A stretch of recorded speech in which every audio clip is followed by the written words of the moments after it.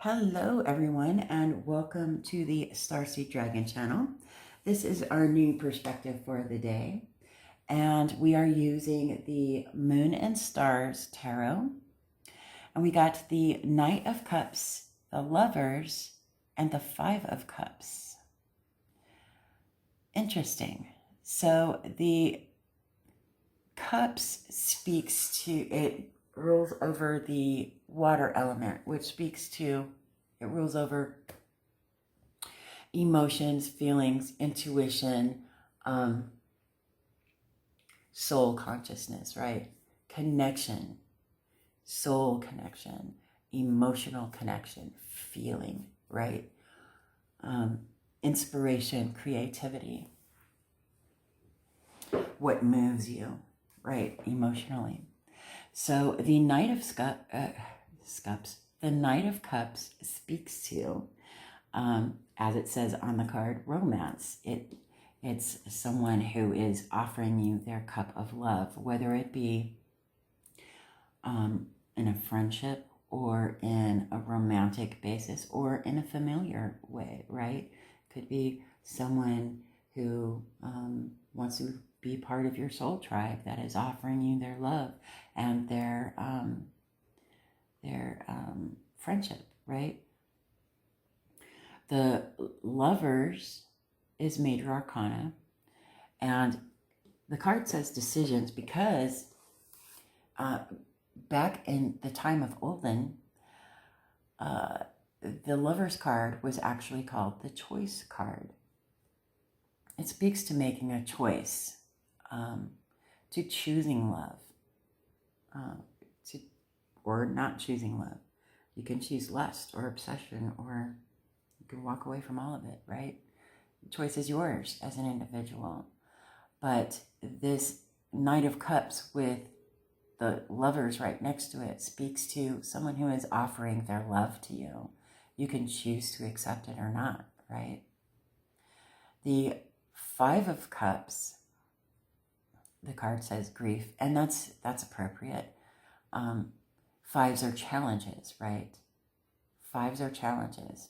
The challenge is, do you want to look at the cups, the two cups that have not spilled, or do you want to grieve over the three that are?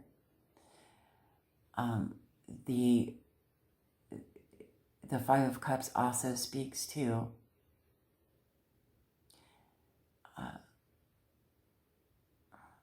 how do I say this?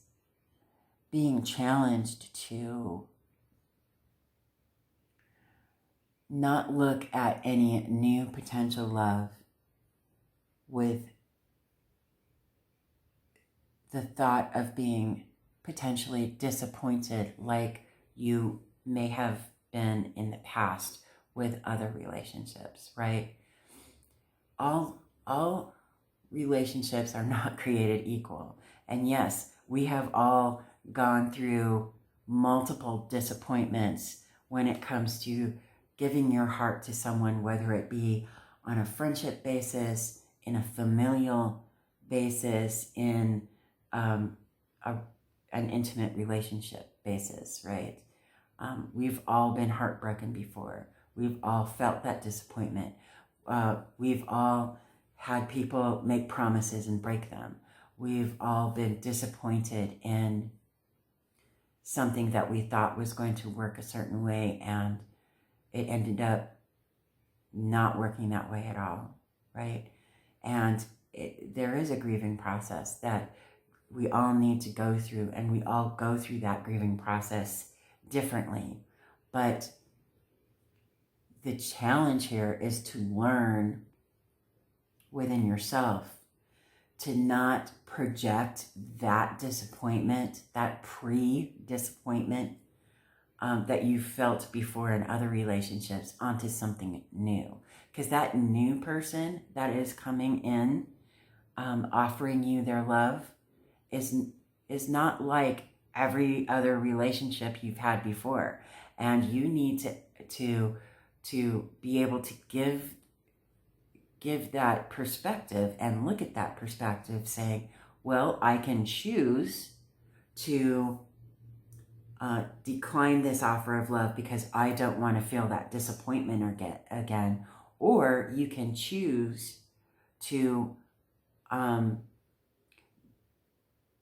wash away that disappointment and not project that towards any new love that may come in, because you've learned your lesson. It all depends. Did you learn your lessons? Are you taking, instead of holding on to that grief that you have in those past situations, choosing to let go of that grief and hold on to the lessons that you learned and be grateful and know that, okay, so this lesson was learned, and I'm not going to walk down that path again. I'm not going to have to learn that lesson again, right? I'm going to be aware of whatever red flags there may be, and I'm going to listen to my inner self should something go awry. But I'm not going to put up walls and not allow anyone else in, because I'll never be loved again if I do that, right? Those are your choices. So that's what these three connected like this really are telling me intuitively. What are they telling you intuitively? What is it that you are getting from these three cards? Let me know in the comment section below. I'd love to have a conversation with you about it. And let's see, I'm going to get my book out. We have an oracle from the Illustrated Bestiary. So let's see what it is. Stand up for yourself. Spotted Skunk. Page 83. Isn't she pretty? I think we get this on a regular basis. So let's see. Page 83.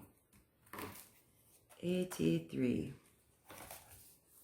Stand up for yourself. Spotted Skunk. While Spotted Skunk may be known for causing a stink, smelling up the room is really a last resort. First, she goes big, standing on her front legs, fanning her tail in the air and stomping forward so she seems fierce and imposing. Skunk can make herself appear larger than her naturally diminutive stature, glamoring even the toughest customers into leaving her alone. Here's the thing. While Spotted Skunk doesn't back down, the harm she creates is pure illusion. Sure, the unwary will be stinky for a stretch, but Skunk stands up for herself without causing permanent damage. Can you find a way to both stand up for yourself and do no harm? The ritual, train your nose. We are constantly taking in scents in our daily lives, but it's only the strongest or most unusual smells that grab our attention. Spotted Skunk knows that scent is a powerful tool for self-defense. To harness the power of scent, you have to train your nose first to notice scent and then to recognize it. Try this. Choose 3 to 5 essential oils to work with. You don't have to like the smell of them. Start by taking off the bottle caps and shuffling them around so you don't know which is which. Then use your nose to pick which cap goes with which bottle. Look at the name of the oil only after you've matched cap to bottle. Do this a few days in a row so you begin to know the oils by scent as much as by name. Try to identify similarities between the scents. If 2 scents seem similar, research them to see if you can identify the component you're smelling. Both eucalyptus and lavender contain camphor, for example. Once you notice the similarity in scent, you'll be able to identify it in other places as well. Like learning a new language, scent may feel completely foreign in the beginning. Allow yourself to play and experiment as you develop this sense. Reflection. How do you handle conflict? Each of us has a style we revert to when we feel cornered. Some of us, like possum, play dead. Others will attack like grizzly. And there are those who will turn tail and like rabbit. When it comes to handling conflict, Spotted Skunk is a profound teacher. Despite her diminutive stature, she doesn't back down, fluffing herself up to appear much larger than she is. Think of it as pulling an aura. This ability to feel energetically and spiritually bigger than your physical body. Tiny Spotted Skunk doesn't run from a fight. In fact, it's usually the big bad predator who says, "Sorry, ma'am, I confused you with someone else. I'll just be on my way." Even when she causes a stink, Spotted Skunk doesn't cause permanent harm. Instead, she assaults the senses, convincing even bear and wolf that they'd be happier if they left her alone. How do you handle conflict? Do your methods achieve your goals? What can you learn from Spotted Skunk? Interesting. Very, very interesting. I really like that card. It comes up a lot for me. Okay, and then we have some Moon Magic cards. We have a few of them that came out today. I have a balanced relationship with time. I use time well. Moon God Mani. I know my shadow side and I work to willingly transform aspects of it. Moon Goddess Hecate. I seek truth and act upon my realizations. Waxing Crescent 1. I will persist. My will is strong. Waxing Gibbous 4. Beautiful. I love it. These are great messages for the day.